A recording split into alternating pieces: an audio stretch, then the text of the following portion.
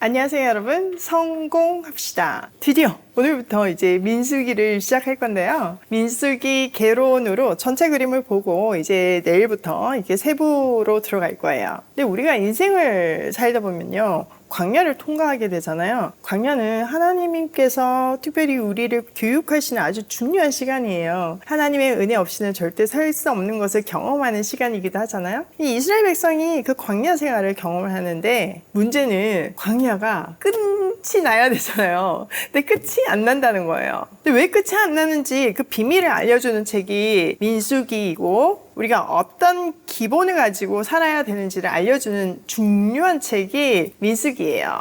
기대함으로 한번 들어가 보도록 할게요. 자, 민수기는요, 구약 성경의 네 번째 책으로 모세 오경 중에 하나죠. 이스라엘 백성이 출애굽하고 나서 목적지가 있잖아요. 약속의 땅 가나안으로 가야 되는 거잖아요. 그래서 민수기는요, 시내산을 떠나서 약속의 땅 가나안으로 가는 여정을 기록한 책이에요. 히브리어 원래 제목은요, 광야에서라는 뜻의 베미르 바드인데요. 이 책의 주요 내용이 이스라엘 백성의 광야 생활과 연관이 있다는 것을 말해주는 거죠. 영어권에서는요, 민수기 처음에 등장하는 인구 조사를 강조해서 numbers라고 불러요. 우리말 성경도 백성의 숫자를 센다는 뜻으로 민수기라는 제목을 붙였죠.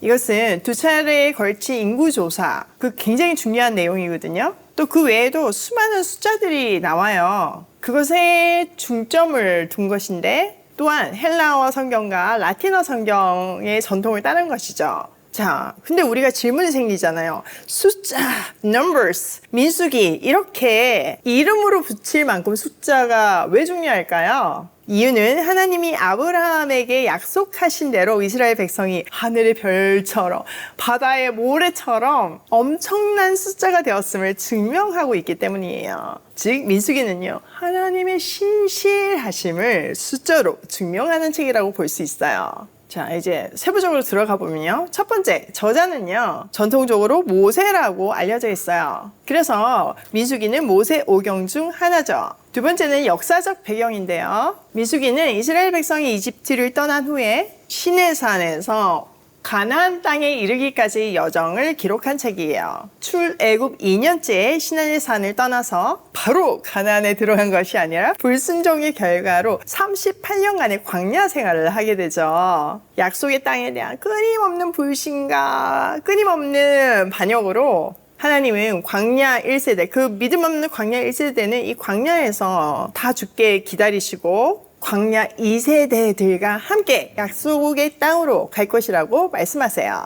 자, 세 번째는 기록 목적인데요, 우리가 두 가지로 짚어볼 수 있어요. 첫 번째는 순종의 중요성을 얘기해요. 민수기 기록 목적이 하나님에 대한 순종과 불순종의 결과를 명확하게 보여주시면서 우리가 어떻게 살아야 하는지에 대해서 말씀해 주시죠. 두 번째는 공동체의 정체성에 대해서 말하고 있어요. 자, 이스라엘의 건국 이념이 뭔가요? 네, 창세기 12장 3절, 모든 민족이 너로 인해 복을 받게 될 것이다. 너는 복의 근원이다. 이게 이스라엘의 존재 의의이자 건국 이념이죠. 그런데 이 광야 1세대들은요, 그걸 망각하고 세상과 동일하게 우리 그냥 잘 먹고 잘 살다가 죽고 싶습니다. 고생 안 하고 싶어요. 가나안 땅 안 가고 싶어요. 사명 감당하지 않겠어요. 이렇게 얘기해요. 하나님은 그런 사명 감당하지 않는 백성을 쓰지 않는다는 것을 광야 1세대를 통해서 분명하게 보여주시죠. 광야 1세대는요, 그들의 바람대로 진짜 먹다 죽는 인생 살다가 갔어요. 인생이란 광야에서 헤매면서요. 민수기는요, 이스라엘 백성들의 공동체적 정체성을 분명하게 알려주고 하나님과는 언약 관계 안에 있음을 재확인시켜주며 하나님의 자녀는 사명 감당해야 함을 강조하고 있어요. 자, 네 번째는 배경이에요. 먼저 인구조사와 짐 배치에 대해서 알아볼게요. 자, 민수기 초반에서는요, 이스라엘 백성의 인구조사가 두 차례에 걸쳐서 진행돼요. 첫 번째는 시내산에서 출발할 때, 두 번째는 가나안 땅에 들어가기 전이에요.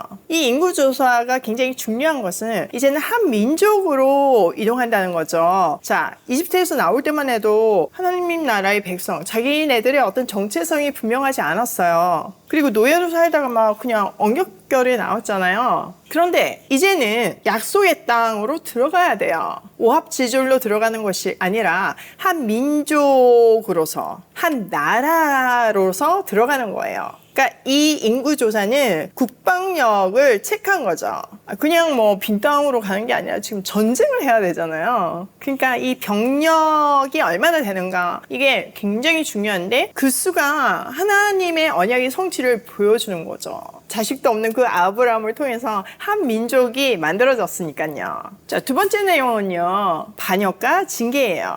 민수기에서 제일 중요한 사건이 사실은 13장에서 14장까지 있는 정탐꾼 사건이에요. 각 지파별로 12명의 정탐꾼을 뽑아서 가나안 땅을 정탐하게 하죠. 진짜 하나님 말씀대로 그 약속의 땅이 젖과 꿀이 흐르는 땅인가, 이거 정탐하러 가는 거예요. 근데 딱 둘로 나뉘죠. 바파와 메뚜기파, 갈렙과 여호수아는 저들은 우리의 밥이다, 하나님의 이름으로 나아가자, 이렇게 바파가 있고, 또 가보니까 완전 그 가난 거인들이 있으니까 그 나머지 10명은 우와, 거인들이 막 엄청나다, 저들은 철기 무기를 사용한다, 저들에 비해서는 우린 메뚜기 떼와 같다, 이렇게 하나님을 신뢰하지 못하는 반응을 내놓죠. 그 결과 백성들은 그 나머지 10명을 따르게 되고, 우리 그냥 여기서 먹다 죽는 인생 살겠다고 이렇게 하잖아요. 그 자체가 하나님에 대한 반역이잖아요. 그 반역에 대한 징계로 40년 광야 생활을 하게 하시는 거예요.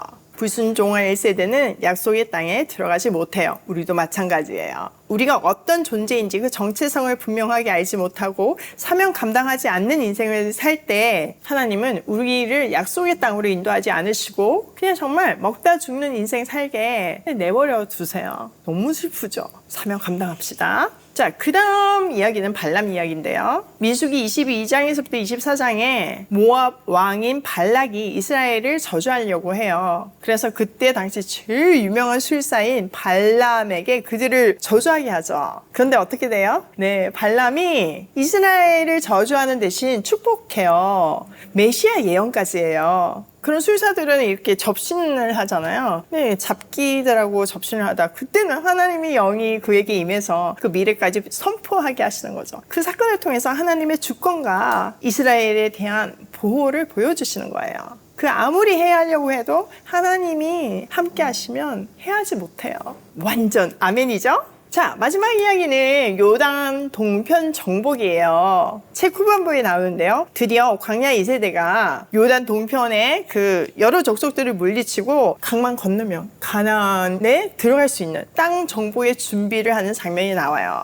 자, 이제 다섯 번째, 민수기가 우리에게 주는 교훈에 대해서 한번 생각해 볼게요. 먼저 순종과 신뢰의 중요성에 대해서 말해주고 있어요. 이스라엘 백성들의 불순종과 또 반역에 대한 징계를 통해서 순종이 얼마나 큰 파워인지를 보여주시죠. 두 번째는 하나님의 신실하심과 보호를 배울 수 있어요. 이 이방 그 유명한 술사가 아무리 저주를 하려고 해도 하나님 보호하시니까 저주할 수 없잖아요. 그리고 정말 하나님의 이름으로 그들이 일어났을 때 하나님은 승리하게 하시잖아요. 비록 이스라엘 백성들이 반복적으로 불평하고 불만을 터뜨리고 반역을 했지만요, 하나님은 여전히 언약의 근거에서 그들과 함께 하시며 그들을 지켜주셨어요. 자, 마지막은 정체성과 사명에 대해서 우리가 배울 수 있는데요. 민수기를 통해서 하나님의 백성들은 어떤 정체성을 가지고 어떤 사명 감당하는 인생을 살아야 하는지 아주 분명하게 알려주고 있어요. 자, 결론은 민수기는 이스라엘 백성들의 광야 생활과 신앙의 여정을 통해서 하나님과의 언약 관계를 깊이 이해하고 신앙 공동체의 정체성과 사명을 강조하고 있다는 것을 우리가 알 수 있어요.